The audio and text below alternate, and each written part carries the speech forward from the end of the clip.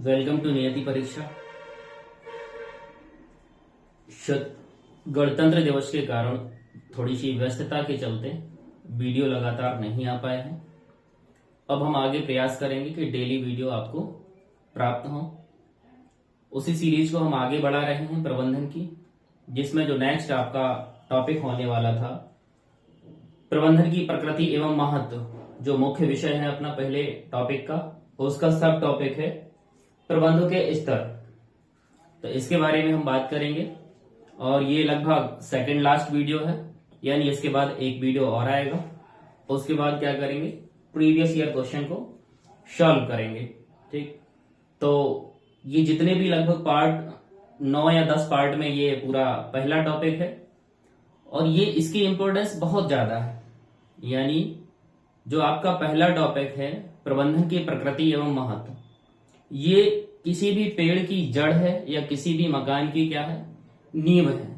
तो इससे लगभग 2 से 3 क्वेश्चन आने वाले हैं। तो इसको बहुत अच्छे से आप करें और इसकी दम पर आगे हर एक चैप्टर, कोई सा भी चैप्टर हो, इसका रोल उन चैप्टरों में क्या होगा। यानी सबसे पहले हमें क्या करना है, प्रबंधन की प्रकृति एवं महत्व के बारे में समझना है। मतलब प्रबंधन क्या है, इसकी क्या विशेषताएं हैं, इसका नेचर कैसा है, ठीक, और इसकी इंपॉर्टेंस क्या है, यानी क्यों हमें प्रबंधन करने की आवश्यकता पड़ती है। तो आप सभी लोग अभी तक के जो वीडियो आए हुए हैं उनको एक बार फिर से देख लें, उनका रिवीजन कर लें। कल या परसों में लगभग संभावना है कि लाइव क्लास होगी, जिसमें आपके PYQ प्रीवियस ईयर क्वेश्चन को क्या है डिस्कस किया जाएगा। यानी आपको पता चलेगा कि हमने जो भी 10 पार्ट या 11 पार्ट में पहले टॉपिक को पढ़ा है, तो उससे लगभग कितने सारे क्वेश्चन पेपर में आए हुए हैं और पेपर में किस स्तर के क्वेश्चन आते हैं उसके बारे में भी जानकारी लगेगी और कैसे उनको सॉल्व करना है इसके बारे में भी आपको बताया जाएगा। तो उसके लिए पहले आपको कॉन्सेप्ट क्लियर होना चाहिए कि प्रबंधन की प्रकृति एवं महत्व में कौन कौन सी चीजें आती हैं। तो एक बार शॉर्ट में आप डबल स्पीड करके उसको पुनः देख लें और अगर आपको पसंद आता है तो उसको लाइक, शेयर, कमेंट वगैरह जो भी शेयर वगैरह आप करना चाहते हैं वो कर सकते हैं और सब्सक्राइब करें, ताकि जो भी जरूरतमंद लोग हैं उन तक ये वीडियो पहुंच सके। रिवीजन जरूर कर लें, जो भी आपकी लाइव क्लास में डाउट होंगे उनको भी लिया जाएगा और प्रीवियस ईयर क्वेश्चन को कैसे सॉल्व करना है, किस स्तर के क्वेश्चन आ सकते हैं और किस स्तर के क्वेश्चन आए हुए हैं, इन सब के बारे में डिस्कशन होगा। ठीक, तो उसको रिवाइज अवश्य कर लें। अब बढ़ते हैं, प्रबंधन की सीरीज को आगे बढ़ाते हैं और प्रबंधन के स्तर के बारे में देखते हैं।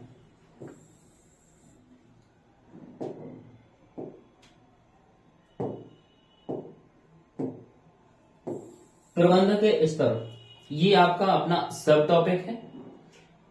प्रबंध के स्तर, तो यहां देखना है कि हमें प्रबंध करने की आवश्यकता क्यों पड़ती है।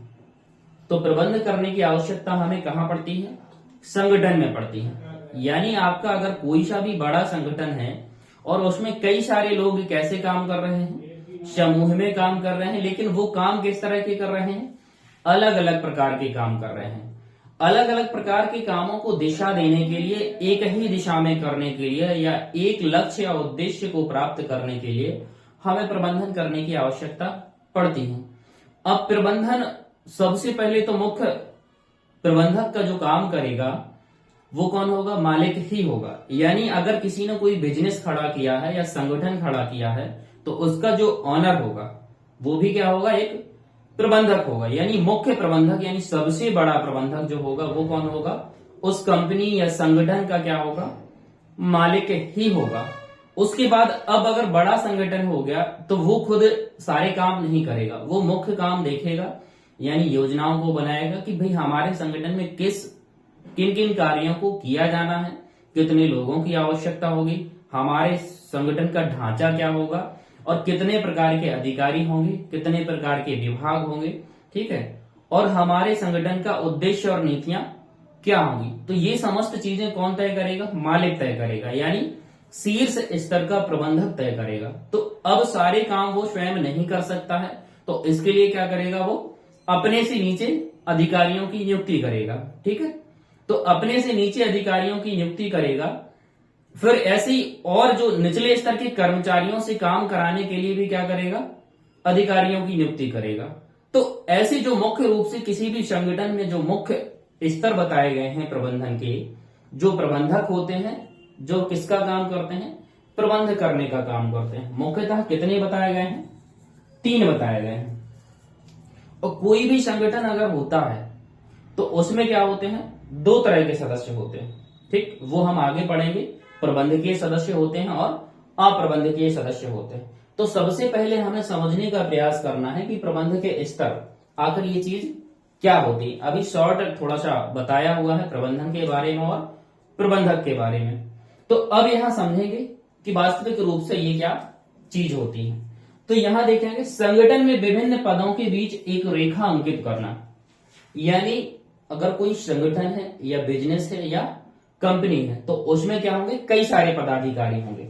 तो इस तरीके से हमने क्या कर दिया, रेखा के रूप में पदाधिकारियों को व्यवस्थित कर दिया। अब कोई अधिकारी बड़ा होगा, उससे छोटे वाले भी होंगे और उससे छोटे होंगे और सामान्य से कर्मचारी भी होंगे जो क्या करते होंगे, काम करते होंगे। जैसे हम लोग किस विभाग में जा रहे हैं, मुख्यतः ज्यादा वैकेंसी जो है वो राजस्व विभाग में है, यानी हम लोग पटवारी बनना चाहते हैं।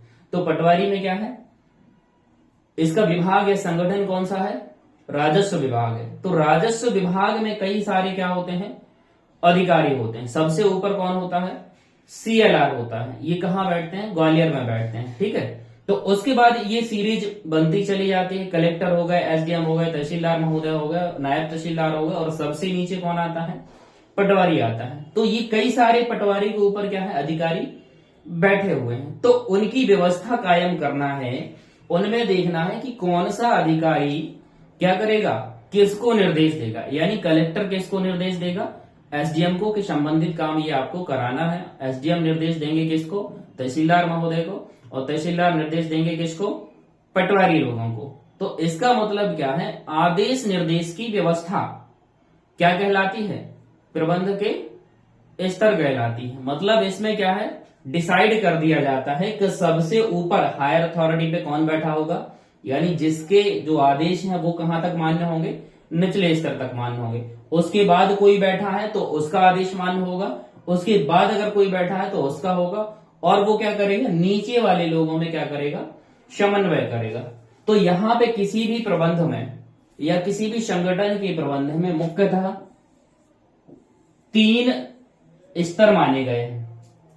ठीक है, उसको क्या नाम दिया गया है, शीर्ष स्तर का प्रबंधक, मध्य स्तर का प्रबंधक और निम्न स्तर का प्रबंधक। तो मुख्यतः 3 स्तर माने गए हैं, मतलब 3 तरह के क्या होते हैं, प्रबंधक होते हैं। तो यहां ये जो टॉप पे बैठा है ये सबसे बड़ा होगा या संगठन का क्या होगा, मालिक होगा। उसके बाद ये मध्य स्तर का प्रबंधक है, तो ये किसी विभाग का प्रमुख होगा या उप विभाग का प्रमुख होगा।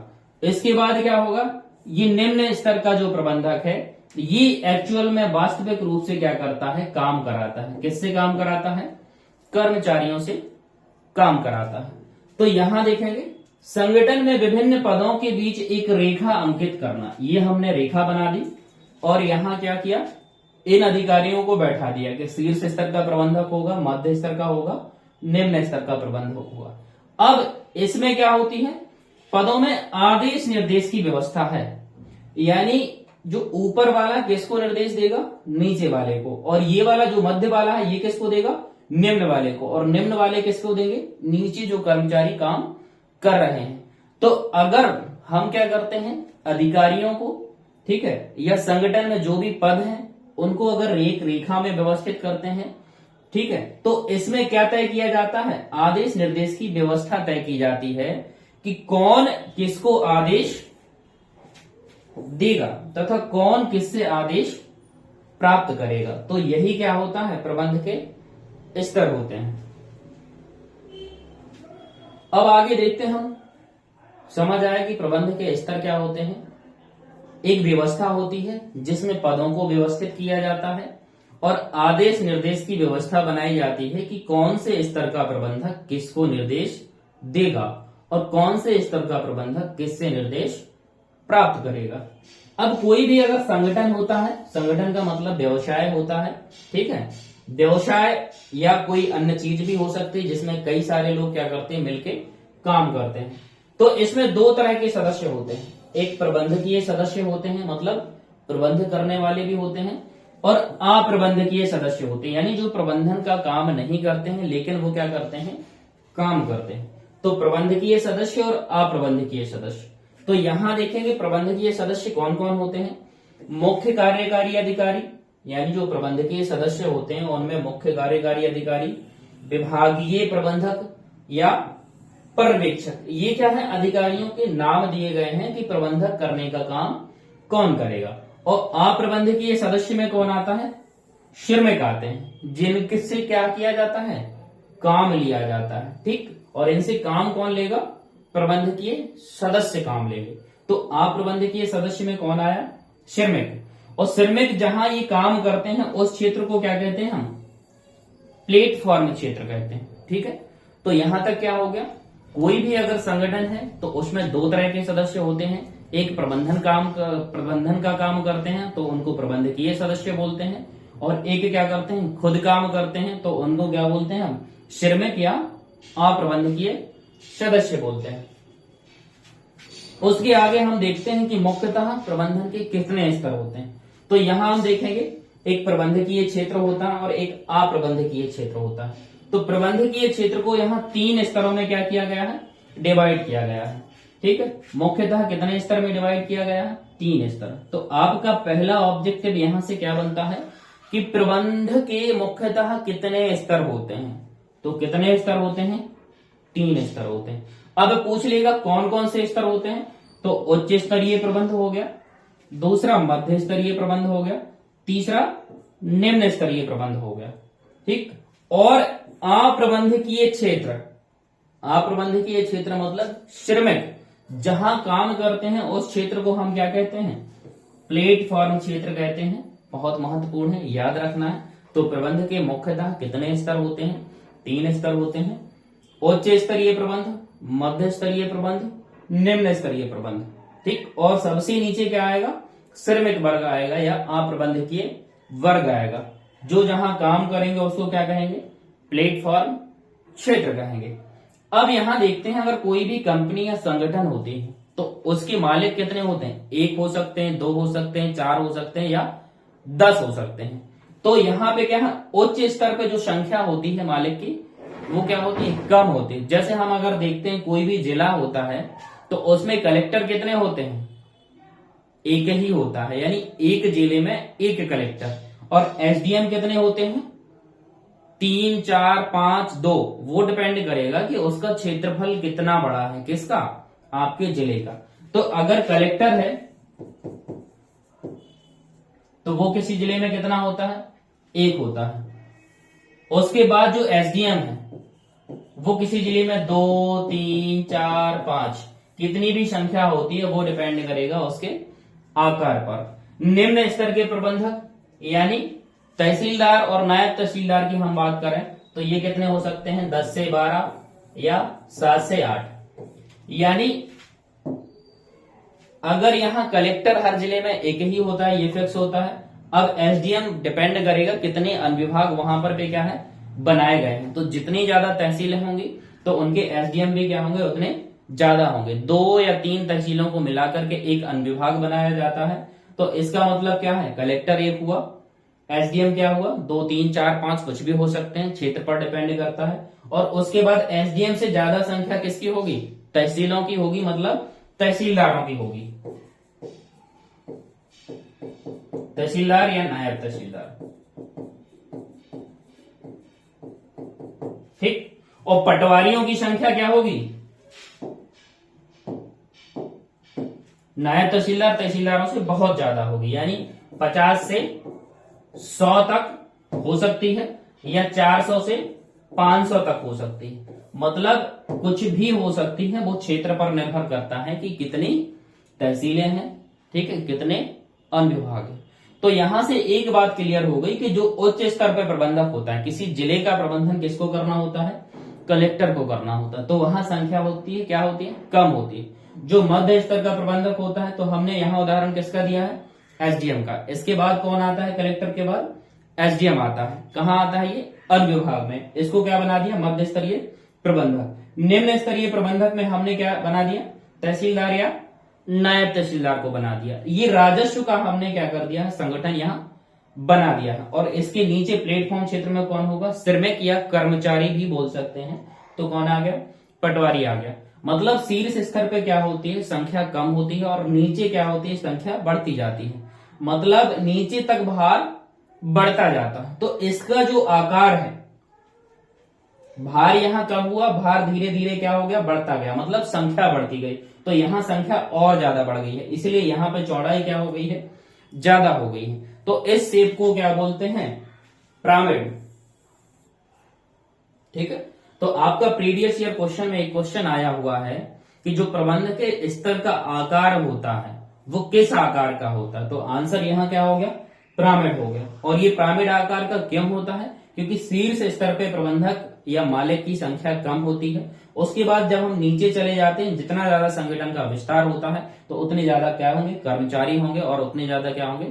प्रबंधक होंगे। इसीलिए यहाँ पे क्या है? आकार या संख्या बढ़ जाती है, इसीलिए शेप कौन सा बनता है? पिरामिड आकार। तो बहुत महत्वपूर्ण क्वेश्चन है, याद रखना है। दोबारा भी आ सकता है क्योंकि बहुत सारे एग्जाम होने हैं। तो प्रबंध के स्तर का आकार कैसा होता है? पिरामिड के आकार होता है। पहला क्वेश्चन कि मुख्यतः कितने स्तर होते हैं प्रबंधक के? कितने हो गए? शीर्ष यानी उच्च, मध्य, निम्न। मुख्यतः 3 स्तर होते हैं। ठीक, याद रखना है। दूसरा, ये प्रबंध के स्तर का जो आकार होता है वो कैसा होता है? पिरामिड आकार का होता है। तीसरा क्वेश्चन, जहां अप्रबंधकीय क्षेत्र होता है वहां जो लोग काम करते हैं उस क्षेत्र को हम क्या कहते हैं? प्लेटफॉर्म क्षेत्र कहते हैं। बहुत महत्वपूर्ण है, आ सकता है, याद रखना है। ठीक, अब हम एक एक करके पढ़ते हैं कि भाई जो अब श्रमिक के बारे में पढ़ने की आवश्यकता नहीं है। ठीक है, श्रमिक क्या करेगा? मेहनत मजदूरी का काम करेगा या किसी अन्य चीज का काम करेगा, जो भी उसे काम दिया जाएगा। हम प्रबंध के स्तर की बात कर रहे हैं, मतलब हमें प्रबंधक के बारे में पढ़ना है कि शीर्ष स्तर पे कौन सा प्रबंधक बैठा होगा, मध्य स्तर पे कौन सा प्रबंधक बैठा है, निम्न स्तर में कौन सा प्रबंधक बैठा है और उनको कौन कौन से कार्य करने पड़ते हैं या उनको क्या पदनाम दिया जाता है। ठीक, तो हम बढ़ते हैं आगे। पहला कौन सा आएगा? उच्च स्तरीय प्रबंध। उच्च स्तरीय प्रबंधक कौन होगा? जो सबसे क्या होगा? ऊपर होगा, यानी संगठन का मालिक होगा या बोर्ड ऑफ डायरेक्टर होगा। इसको हिंदी में क्या बोलते हैं? बोर्ड ऑफ डायरेक्टर को संचालक मंडल। तो जो उच्च स्तरीय प्रबंध है उस पे जो पद पे बैठा होगा उनको क्या क्या नाम देंगे? यहां से क्वेश्चन आया हुआ है। ठीक, तो इनको हम क्या क्या बोल सकते हैं? ये वरिष्ठतम कार्यकारी अधिकारी होते हैं, यानी सबसे वरिष्ठ होते हैं, यानी इनकी पोजीशन क्या होती है? सबसे ऊपर होती है। तो उच्च स्तरीय प्रबंधक में कौन आता है? वरिष्ठतम कार्यकारी अधिकारी। अब उनको नाम कौन कौन से दिए जाते हैं? तो हम उनको चेयरमैन बोल सकते हैं, प्रधान बोल सकते हैं, उप प्रधान बोल सकते हैं, मुख्य कार्यकारी अधिकारी बोल सकते हैं, मुख्य प्रचालन अधिकारी। यानी जहां मुख्य लगा हुआ है तो इसका मतलब वो कौन से स्तर का प्रबंधक है? उच्च स्तरीय प्रबंधक। तो यहाँ पदनाम को याद करना है, बहुत महत्वपूर्ण है, इनसे क्वेश्चन आया हुआ है। प्रीवियस ईयर क्वेश्चन में आया था क्वेश्चन, राष्ट्रपति और उपराष्ट्रपति किस स्तर के प्रबंधक होते हैं? तो राष्ट्रपति क्या होता है? हमारा कंट्री का हेड होता है या स्टेट का हेड होता है। कंट्री को स्टेट बोलते हैं संवैधानिक भाषा में। तो वहां क्या होता है? कंट्री का हेड हमारा राष्ट्रपति होता है। तो प्रधान और उप प्रधान दोनों को मिलाकर क्या कहा जाता है? उच्च स्तरीय प्रबंधक। तो राष्ट्रपति और उपराष्ट्रपति क्या हो गए? उच्च स्तरीय प्रबंधक कहलाएंगे। तो ध्यान रखना है, किसी भी पोजीशन को दिया जा सकता है, डायरेक्ट ये वर्ड आपको नहीं दिए जाएंगे। तो PYQ में पूछा गया था। ठीक, अब हम आगे बढ़ते हैं कि जो उच्च स्तरीय प्रबंधक है वो क्या काम करता है। तो यहां देखते हैं कि कार्य क्या होगा। अब कोई भी अगर मालिक होता है, ठीक है, तो वो क्या काम करता है? पहले तो नीतियां और उद्देश्य तय करेगा कि हमने भाई जिस उद्देश्य को लेकर के ये संगठन खड़ा किया है तो उसके लिए क्या करेगा? वो उद्देश्यों एवं लक्ष्यों का निर्धारण करेगा। किसी भी व्यक्ति ने अगर संगठन खड़ा कर लिया है तो वो क्या करेगा? उस संगठन के या कंपनी के उद्देश्य निर्धारित करेगा और लक्ष्यों का निर्धारण करेगा। उसके बाद जो भी जितने भी डिपार्टमेंट बनाए गए हैं ये जितने भी तत्व किसमें काम कर रहे हैं, संगठन में जितने भी लोग काम कर रहे हैं, उन प्रक्रियाओं में क्या बनाएगा, वो सामंजस्य बनाएगा। कोई भी अगर बड़ा संगठन है तो उसमें क्या कर बनाना पड़ेगा, उसे सामंजस्य बनाना पड़ेगा। अब सामंजस्य बनाने का काम कौन करेगा, उच्च स्तरीय प्रबंधक। यानी पहला काम उच्च स्तरीय प्रबंधक क्या करेगा, कंपनी के उद्देश्यों एवं लक्ष्यों का निर्धारण करेगा। उसके बाद जितने भी विभाग हैं या तत्व काम कर रहे हैं उसमें क्या करेगा, सामंजस्य स्थापित करने का काम करेगा। तीसरा पॉइंट, व्यवसाय के पर्यावरण एवं उसके प्रभाव का क्या करेगा, विश्लेषण करेगा। देखिए होता है क्या है, कोई भी अगर बिजनेस है वो किससे प्रभावित होता है, जो भी उसके चारों ओर चीजें उपस्थित हैं उससे क्या होता है, प्रभावित होता है। पर्यावरण के पर्यावरण के प्रभाव के बारे में हम आगे नेक्स्ट टॉपिक में उसको पढ़ेंगे, पर्यावरण का प्रभाव। लेकिन अभी शॉर्ट रूप में क्या कर लेना है, समझ लेना है। कोई भी बाहर क्या है, आपका कस्टमर है यानी ग्राहक है, या कोई भी आपका क्या है, उद्योग धंधा यानी आपका प्रतियोगी उद्योग धंधा है, यानी जो आपसे कंपटीशन कर रहा है, आपके जैसा ही उसने संगठन खड़ा कर लिया है। तो इसमें होगा क्या कि अगर अचानक से किसी चीज में बदलाव आता है, जैसे सबसे बेस्ट उदाहरण है किसी चीज का, कोविड का। तो कोविड टाइम पे यानी कोरोना के टाइम पे क्या हुआ, सब चीजें अस्त व्यस्त हो गई और सबके जो संगठन थे यानी व्यवसाय थे, वो हर प्रकार के व्यवसाय क्या हो गए, ठप पड़ गए। यानी आप लोग जो आज ऑनलाइन तैयारी कर रहे हैं तो ये मुख्यतः किसकी देन है, कोरोना काल की ही देन है। कोरोना काल में क्या किया, ऑफलाइन क्लासेस पूरी तरह से बंद हो गई। उसके बाद सबने कहां पे क्लासें लेना शुरू कर दी, ऑनलाइन कर दी, ताकि उनका संगठन कंटिन्यू चल सके। तो हुआ क्या कि ऑफलाइन क्लास बंद हो गई, यानी लोग नहीं आ पा रहे थे, उनको किराया खर्चा किसका है, बिल्डिंग का लग रहा था, उनको कुछ आमदनी नहीं हो रही थी। तो उन लोगों ने क्या किया, ऑनलाइन कोर्स लॉन्च किए, यानी ऑनलाइन पढ़ाना शुरू किया। यूट्यूब के माध्यम से या ऐप स्टोर के माध्यम से अपने नए नए ऐप बनाए, तो वो कहाँ आ गए, ऑनलाइन प्लेटफॉर्म पर आ गए।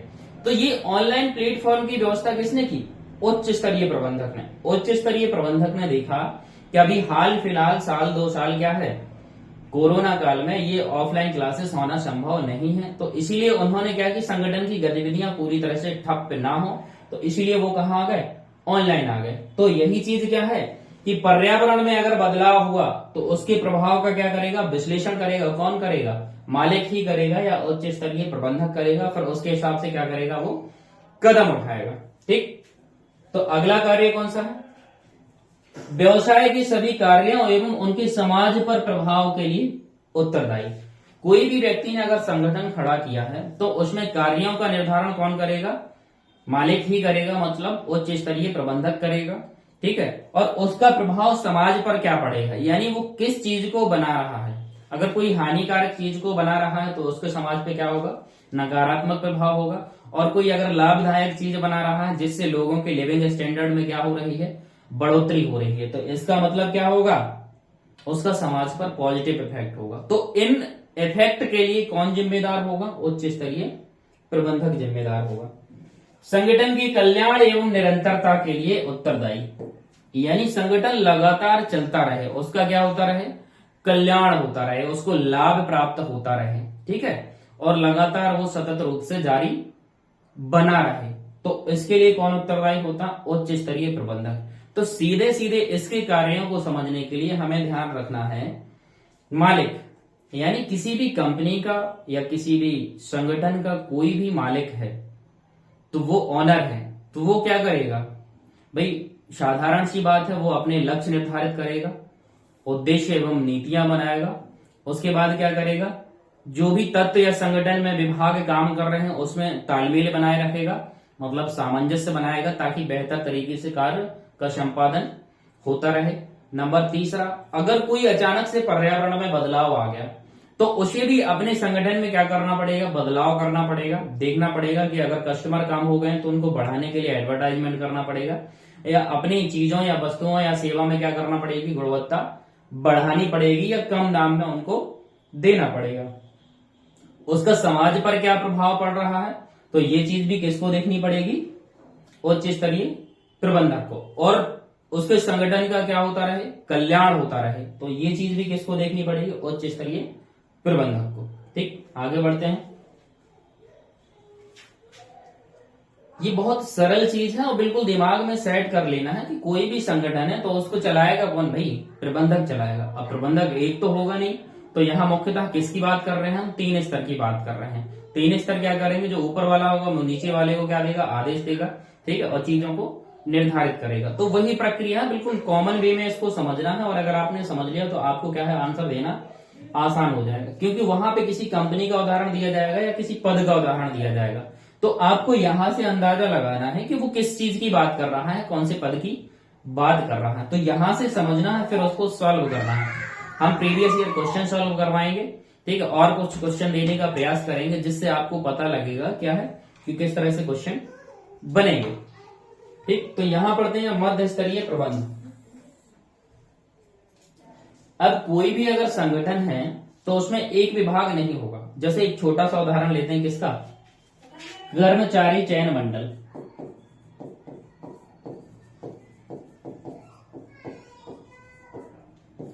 इसमें हम देखते हैं कि एक क्या होगा, कर्मचारी चयन मंडल का अध्यक्ष होगा। अब अध्यक्ष खुद तो काम करेगा नहीं, वो काम किस चीज का करेगा, आदेश देने का कि ये काम इस व्यक्ति को पूरा करना है। तो अब अगर कर्मचारी चयन मंडल है और इसका काम क्या रहता है, मुख्यतः परीक्षा कराना, ठीक है, प्रतियोगी परीक्षाएं कराता है, जिसके माध्यम से कर्मचारियों की, अधिकारियों की क्या होती है, भर्तियां होती हैं। और आपके कॉलेज में एडमिशन के लिए भी क्या कराता है, परीक्षाएं कराएगा। पहले व्यापम या पीईबी नाम से जाना जाता था, ये अपना रूप क्या है, परिवर्तित करते रहता है। कुछ अगर घोटाले के आरोप लग गए तो ये चोला बदल लेता है, जिससे क्या हो जाए, उसकी छवि ढक जाए। तो मतलब अपनी छवि को बदलने का प्रयास करता है, नया चेहरा लेके आ जाता है, लेकिन लगभग काम वही होते हैं।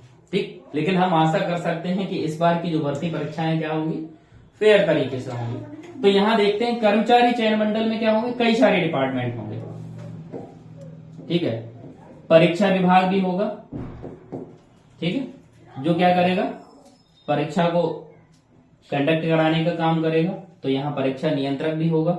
उसके बाद क्या होगा, एक सुरक्षा विभाग होगा, भाई वहां की सुरक्षा भी क्या करनी पड़ेगी, उच्च स्तर की करनी पड़ेगी। वित्त विभाग होगा, जो क्या है, बजट देखेगा कि भाई हमारे पास कितना बजट है, किस ढंग से चीजों को क्या करना है, हमें मैनेजमेंट करना है, ताकि हमारा ये जो संगठन है उसका काम भली भांति तरीके से चलता रहे। तो यहां हमने देखा कर्मचारी चयन मंडल का क्या है, एक अध्यक्ष हो गया। तो ये किस स्तर का प्रबंधक हो गया, उच्च स्तरीय प्रबंधक हो गया। अब यहाँ कई सारे विभाग हैं, एक ये हो गया, एक ये सुरक्षा विभाग, एक वित्त विभाग, और भी कई सारे होते हैं। लीगल यानी कानूनी विभाग होगा, जो कानूनी पचड़ों को देखेगा, किसके, कर्मचारी चयन मंडल के खिलाफ जो भी आप अभ्यर्थी वगैरह केस लगाते हैं तो वो किसको देखेगा, केसों को देखा। तो कई सारे विभाग है, तो अध्यक्ष क्या करेगा, इन आपस में इन सब का क्या करेगा, समन्वय करेगा, देखेगा किसी की वजह से किसी का काम प्रभावित ना हो, और एक दूसरे को क्या है, सहायता प्रदान करें, तालमेल बनाए रखें, जिससे जो मुख्य उद्देश्य है उसको क्या है, प्राप्त किया जा सके। मुख्य उद्देश्य यहाँ क्या है, कर्मचारी चयन मंडल का भर्ती परीक्षाएं या प्रवेश परीक्षाओं का आयोजन सफलतापूर्वक ढंग से कराना। तो इतने सारे विभाग हैं, तो उच्च स्तरीय प्रबंधक कौन हो गया, अध्यक्ष।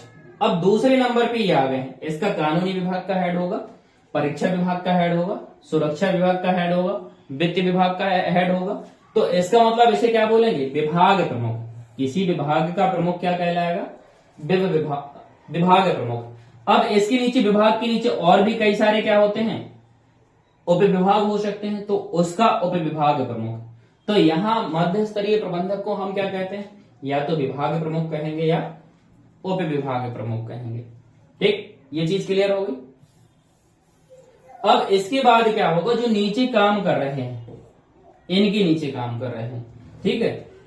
तो जैसे कितने स्तर बताए थे, 1 2 3, तो ऊपर पढ़ लिया शीर्ष स्तर का प्रबंधक, मध्य स्तर का प्रबंधक और निम्न स्तर का प्रबंधक।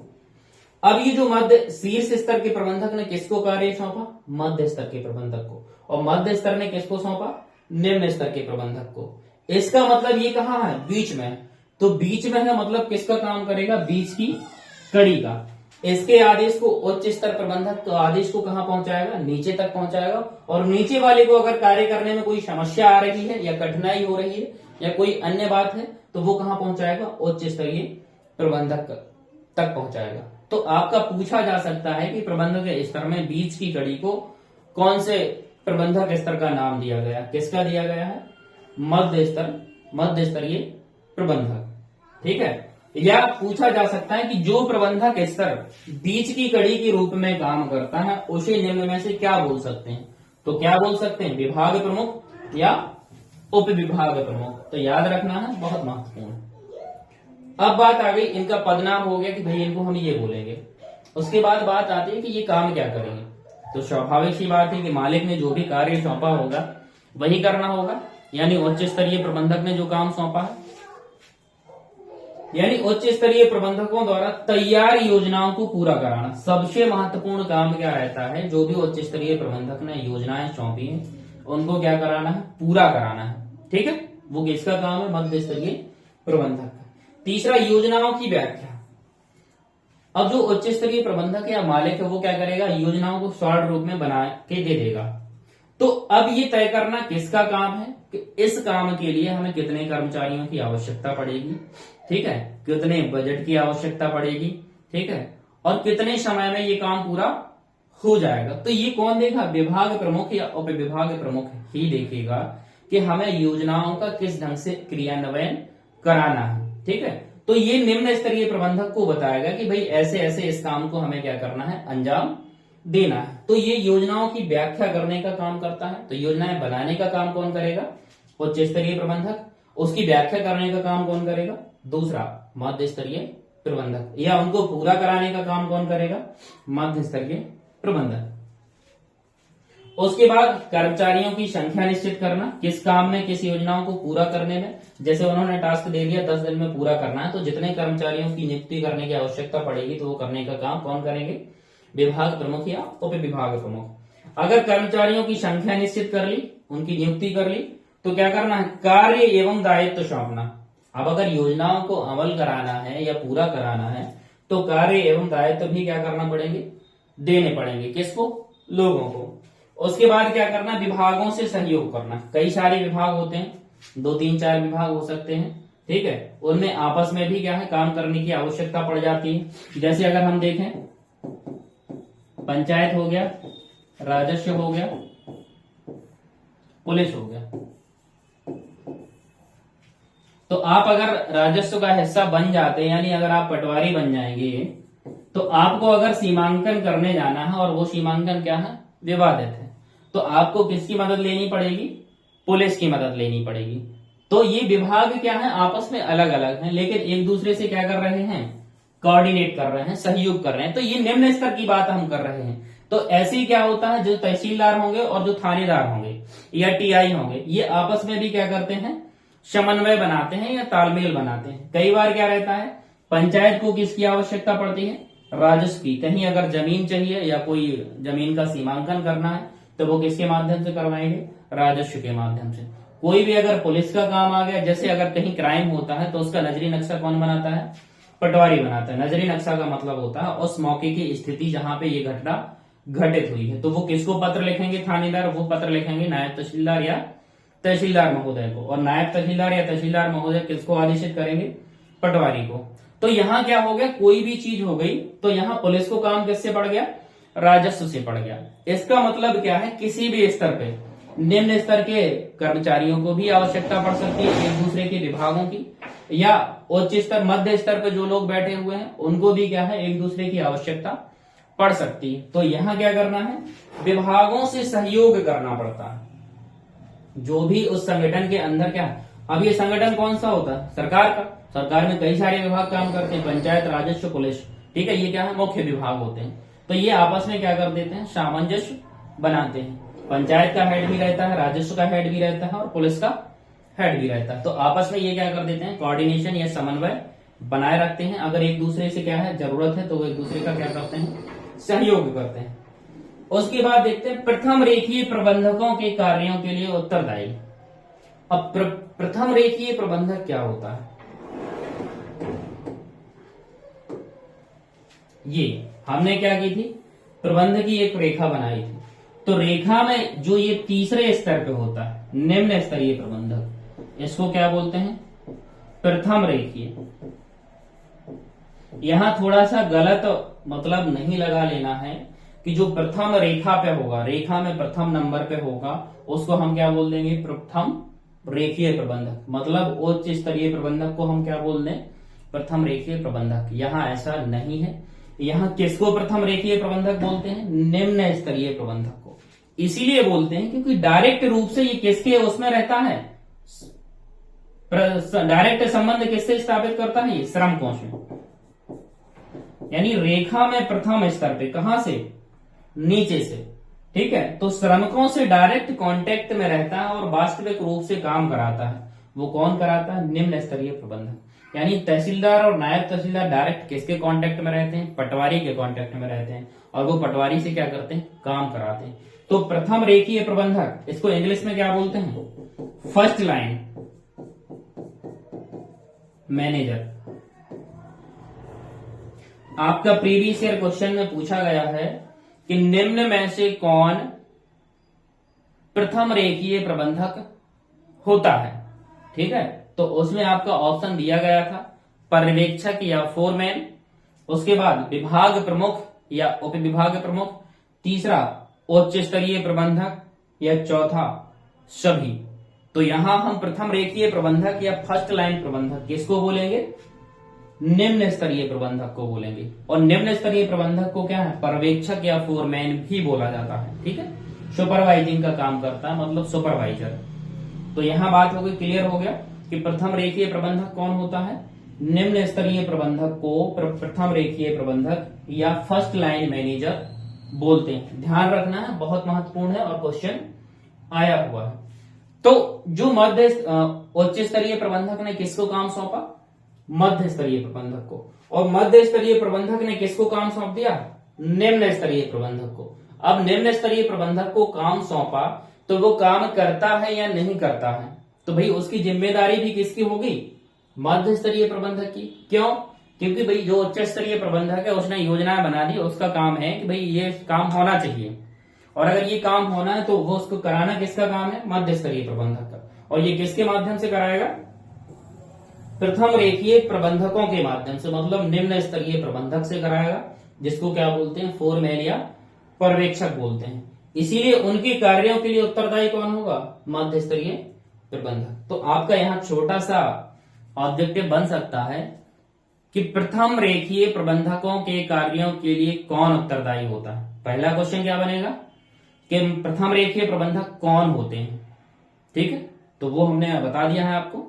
और ये दूसरा क्वेश्चन बनेगा कि प्रथम रेखीय कार्यों के लिए उत्तरदायी कौन होता है? मध्य स्तरीय प्रबंधक। अब यहां देखना है अंतिम और लास्ट, यानी प्रबंधन का तीसरा स्तर। तो इसे क्या बोलते हैं? पर्यवेक्षीय, मतलब जो पर्यवेक्षण का काम करता है, सुपरविजन का काम करता है, या प्रचालन या परिचालन, मतलब जो ऑपरेशनल एक्टिविटीज करवाता है, अथवा निम्न स्तरीय प्रबंधक।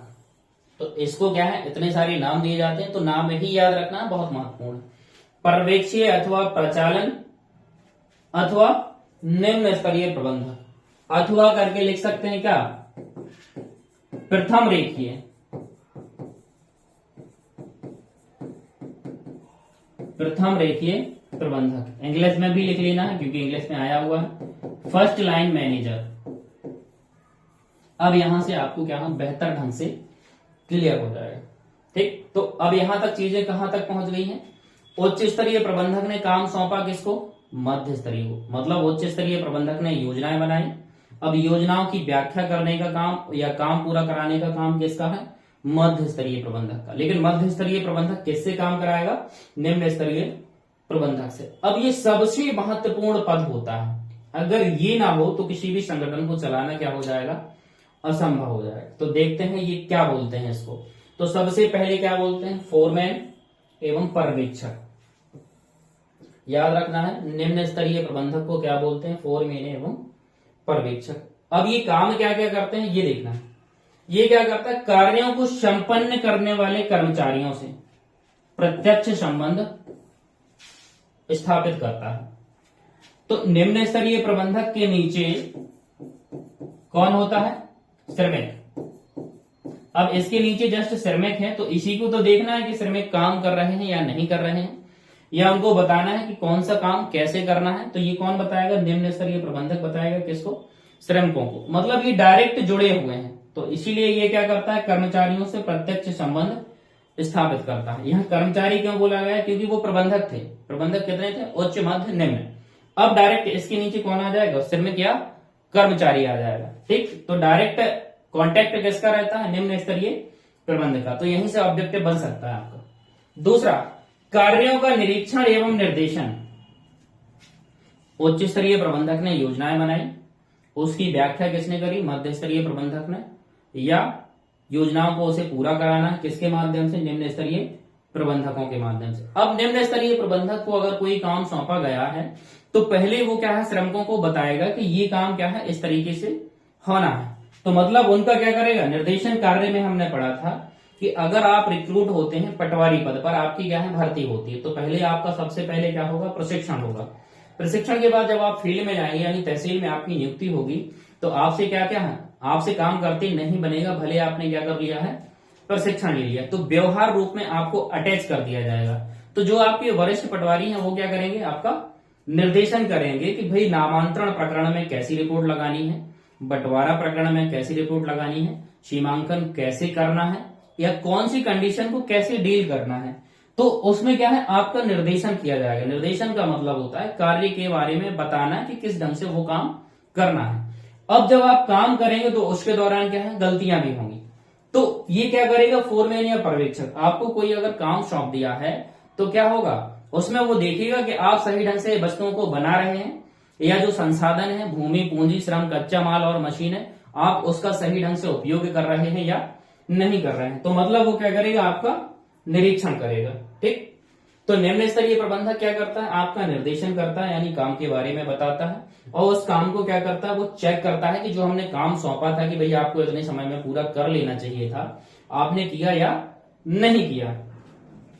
उसके बाद क्या करता है? मध्य स्तरीय प्रबंधकों के दिशा निर्देशों को कर्मचारियों तक पहुंचाता है। अब अगर उच्च स्तरीय प्रबंधक कोई दिशा निर्देश देगा कि भाई कोई चीज अगर चेंज करनी है बीच में ही, या परिवर्तन करना है, या नया टास्क करना है पूरा, तो वो किसको सौंपेगा? मध्य स्तरीय प्रबंधक को। मध्य स्तरीय प्रबंधक अगर कोई बीच में दिशा निर्देश देता है तो उसको डायरेक्ट कर्मचारियों तक कौन पहुंचाएगा? निम्न स्तरीय प्रबंधक पहुंचाएगा। ठीक, यानी उनके क्या है? संदेश वाहन का काम करता है, कम्युनिकेशन का काम करता है कि किस ढंग से हमें संवाद स्थापित करना है, किससे? श्रमिक से या कर्मचारी से। उत्पाद की गुणवत्ता बनाए रखना। कोई भी देखो, अगर कोई संगठन है तो उसका काम क्या रहता है?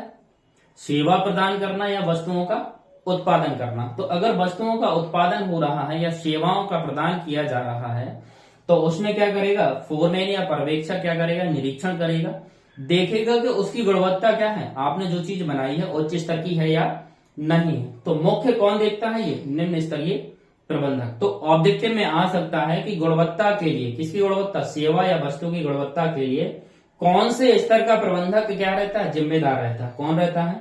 निम्न स्तरीय प्रबंधक। उसके बाद माल की हानि न्यूनतम। माल की हानि कैसी होनी चाहिए? न्यूनतम। यानी जो भी हम चीज बना रहे हैं तो उसमें क्या होती है? चीजें वेस्टेज जाएगी, मतलब क्या होगा? बर्बाद होगी, कुछ मात्रा में खराब हो जाती है। भाई सही ढंग से चीज नहीं हो पाई तो वो क्या होगी? बर्बाद होगी। तो बर्बादी कैसी होनी चाहिए? कम से कम होनी चाहिए। क्यों? क्योंकि तभी तो संगठन का मुख्य उद्देश्य जो लाभ कमाना है वो क्या होगा? अधिकतम होगा। जब बर्बादी कम होगी तो उससे क्या होगा? चीजों के रेट क्या रहेंगे? कम रहेंगे, और उसमें हमें क्या हो जाएगा? प्रॉफिट हो जाएगा। एवं सुरक्षा स्तर को बनाए रखना।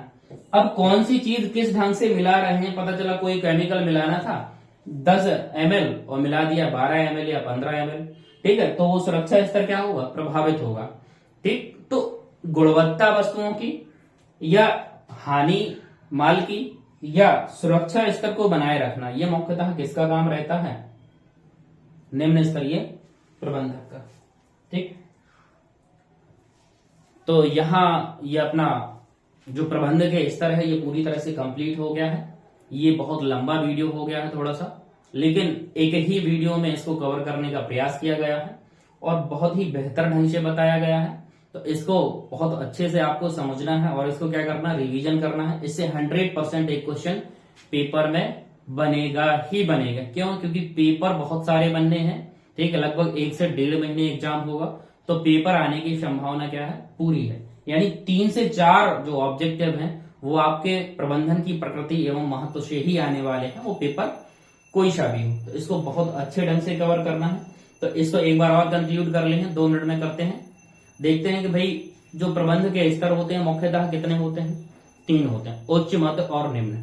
अब कॉमन सी बात है, जो ऊपर बैठा होगा वो बीच वाले को आदेश देगा, यानी मध्य वाले को, और मध्य वाले किसको आदेश देगा, निम्न वाले को, और निम्न वाला किसको आदेश देगा, कर्मचारियों या श्रमिकों को। तो उच्च वाला क्या है, उद्देश्य, नीतियां या लक्ष्य निर्धारित करता है, ठीक है, यह काम सौंपता है। उसके बाद मध्य वाला क्या करता है, कार्यों को पूरा कराता है। किसके माध्यम से कराता है, निम्न स्तरीय प्रबंधक के माध्यम से। और निम्न स्तरीय प्रबंधक डायरेक्ट किससे काम कराता है, श्रमिकों से या कर्मचारियों से काम कराता है। तो अगर ऊपर वाले को कोई निर्देश देना है तो वो कहां तक जाएगा, नीचे तक जाएगा, यानी निम्न स्तरीय प्रबंधक तक जाएगा। और निम्न स्तरीय प्रबंधक किसको देगा, कर्मचारियों को देगा। अगर कर्मचारियों को कार्य करने के दौरान कोई समस्याएं आ रही हैं या अन्य कोई बात है तो वो अपनी बात किसको कहेंगे, निम्न स्तरीय प्रबंधक को। निम्न स्तरीय प्रबंधक किससे कहेगा, मध्य स्तरीय प्रबंधक से कहेगा। और मध्य स्तरीय प्रबंधक कहां पहुंचाएगा उनकी बात को, ऊपर उच्च स्तरीय प्रबंधक तक। तो यहां हमने देखा कि ऊपर से चीजें कहां जा रही हैं, नीचे तक जा रही हैं। तो यहाँ क्या है, पद बनाए गए हैं, ऊपर का, बीच का और नीचे का। उसके बाद नीचे से चीजें कहां जा रही हैं, ऊपर जा रही हैं, यानी क्या है, कम्युनिकेशन हो रहा है, संदेश वाहन हो रहा है, कोई चीज हो रही है तो ऊपर से निर्देश दिए जा रहे हैं, और नीचे से जो भी समस्या हो रही है वो ऊपर तक जा रही है। यही व्यवस्था क्या कहलाती है, प्रबंध के स्तर कहलाती है। यानी किसी भी अधिकारी की क्या पोजीशन है, उसका क्या कार्य है, क्या उत्तरदायित्व है, ठीक है, और कौन किसको आदेश देगा और कौन किससे आदेश प्राप्त करेगा, यही क्या कहलाते हैं, प्रबंध के स्तर कहलाते हैं। अब इसके बाद एक लास्ट वीडियो और आएगा, समन्वय, बहुत महत्वपूर्ण है, उसको भी प्रयास करेंगे कि एक वीडियो में ही वो क्या हो जाए, समाप्त हो जाए। तो मिलते हैं नेक्स्ट वीडियो के साथ। धन्यवाद। अगर आपको ये वीडियो पसंद आया हो तो उसको लाइक, शेयर एंड सब्सक्राइब करने का कष्ट करें।